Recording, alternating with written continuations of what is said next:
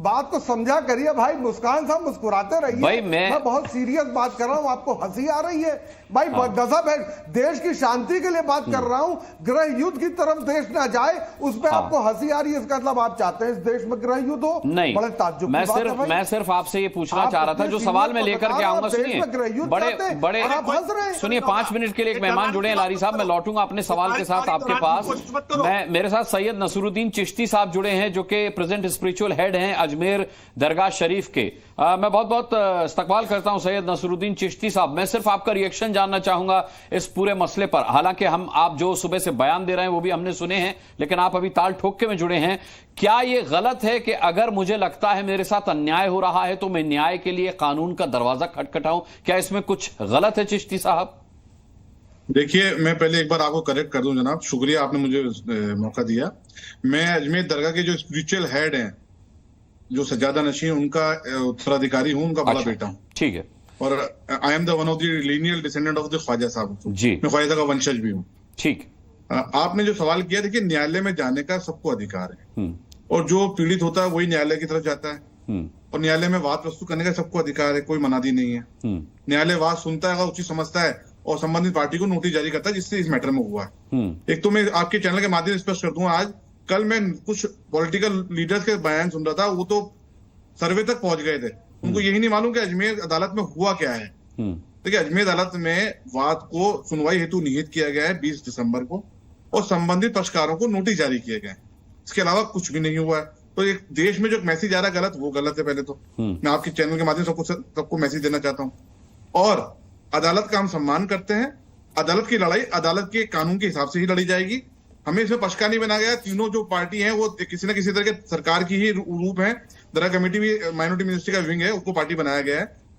उचित समझे, हम लोग हो सकता है पार्टी बने इसके अंदर, अगर हम उचित समझेंगे तो जी। लेकिन अदालत में जाएं, अदालत में वाद प्रस्तुत भी होते हैं, वाद खारिज भी होते हैं।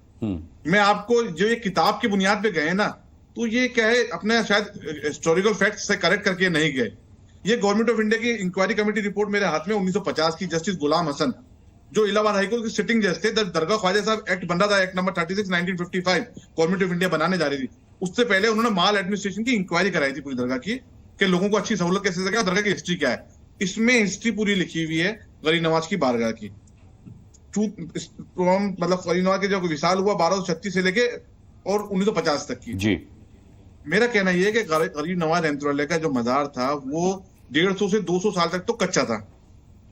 तो अब इनका जो क्लेम है, जाहिर सी बात है वहीं खत्म हो जाती है कि कच्चे मजार के नीचे क्या रखेंगे आप। एक जमीन होती है, उस जमीन के अंदर ग्राउंड में मजार बनाया जाता है, और मजार भी शरई तौर पे वहां बनता है जहां पर कोई दूसरी किसी की धार्मिक स्थल ना हो, बल्कि आपकी जमीन हो। तो ये हमारे बुजुर्गों का हमेशा मोहब्बत अमन का पैगाम गया है। हमारा मानना यह है कि ये इन चीजों से बचना चाहिए। ठीक है, आप कहां कहां ढूंढते रहेंगे। मोहन भागवत जी का बयान बहुत स्पष्ट है 2022 का, कि किन किन मस्जिदों में शिवालय ढूंढेंगे, हर रोज नया विवाद शुरू करने की क्या जरूरत है। तो हम चाहते हैं कि मोहब्बत अमन के साथ हम लोग मिलकर रहें, इन धार्मिक उन्माद से बचें। ये समाज को बांटने का काम करते हैं, एक दूसरे के प्रति अविश्वास भावना पड़ती है। पूरी दुनिया आज हमारी तरफ नजर लगा के बैठी है। हमारा देश ग्लोबल शक्ति बनने जा रहा है। क्या हम आने वाली नस्लों को ये मंदिर मस्जिद का विवाद देके जाएंगे? देखिए, जो 47 से पहले के मुकदमे चल रहे हैं धार्मिक स्थल को लेकर, उसमें जो न्यायालय का फैसला आता है सबको मानना चाहिए, और सबने माना है। लेकिन हमें कहीं तो रुकना होगा। हम कब तक नए नए विवाद खड़े करते रहेंगे? और कुछ लोग ऐसा था, इस चक्कर के अंदर अगर पब्लिसिटी के लिए आ रहे हैं, अब इन महाशय की पब्लिसिटी की मंशा है क्या, नहीं है, या कोई कॉन्स्पिरेंसी है क्या है, या इनकी आस्था है क्या है, ये यही बता सकते हैं बेहतर। लेकिन मैं आपके माध्यम से प्लेसेस ऑफ वर्शिप एक्ट के अंदर इन्होंने जो इंटरप्रिटेशन कर दिया कि साहब सर्वे पे कोई रोक नहीं है उसके अंदर, तो मैं तो सरकार से अपील करूंगा, तमाम पॉलिटिकल पार्टियों से, एक दूसरे पे आरोप प्रत्यारोप ना करें कि देश हित से जुड़ा हुआ मसला अजमेर दरगाह का नहीं, आज अजमेर दरगाह कोई कल दूसरा स्थल आएगा। तो आप सब लोग एक साथ बैठे, प्लेसेस ऑफ वर्शिप एक्ट को अगर अमेंडमेंट करना तो अमेंडमेंट करें। हम चाहते हैं सर्वे की जो एक नई परिपाटी डाली गई, इस पे भी रोक लगनी चाहिए। अदालत जाने का अधिकार सबको, हम मना नहीं करेंगे। अदालत की बात अदालत में ही कही जाएगी। मैं आपने जो कुछ कहा है, अजमेर दरगाह हमेशा मोहब्बत अमन का गहवारा रही है। यहाँ पर हिंदू मुस्लिम सिख ईसाई सब आते हैं। जाहिर सी बात है। सैयद नसरुद्दीन चिश्ती साहब, मैं इजाजत चाहूँ आपसे। जी, आप 5 ही मिनट के लिए जुड़े थे। मैं इजाजत देता हूं सर आपको, और आप जुड़े इसके लिए आपका बहुत बहुत शुक्रिया करता हूं। महंत बालकनाथ हमारे साथ हैं, भारतीय जनता पार्टी के विधायक। चिश्ती साहब ने जो कुछ कहा, मैं कोई सवाल नहीं पूछूंगा, सिर्फ आपका रिएक्शन लूंगा। महंत बालकनाथ, आप क्या कहना चाहेंगे? उन्होंने मोहन भागवत साहब का रेफरेंस भी दिया है, और क्या उन्होंने कहा था वो भी बताया। देखिए, उनका जो कहना माननीय सर संचालक का वो सही है, लेकिन देखिए हमारा देश लोकतांत्रिक देश है और स्वतंत्र भारत है। इस भारत के अंदर कोई भी व्यक्ति अगर किसी के एक निर्माण कार्य पे उसको आपत्ति है तो अदालत जा सकता है जी। और अदालत तभी किसी मामले को स्वीकार करती है जब संबंधित व्यक्ति अदालत के सामने कुछ तथ्य रखता है कि उसको इस बात की मतलब कोई जो भी स्ट्रक्चर है या कोई भी निर्माण कार्य है, कोई भी मसला हो, उसके तथ्यों की जांच करके ही अदालत उसको परमिशन देती है कि हाँ भाई हम इसकी सुनवाई करेंगे। और ये तो देखो निर्णय अदालत को करना है। अभी जिनको मैं सुन रहा था वो अपना पक्ष अदालत में रखेंगे और जिन व्यक्तियों ने इस मामले के ऊपर अदालत के सम्मुख अपनी अर्जी लगाई है, गुहार लगाई है, वो भी अपने तथ्य रखेंगे।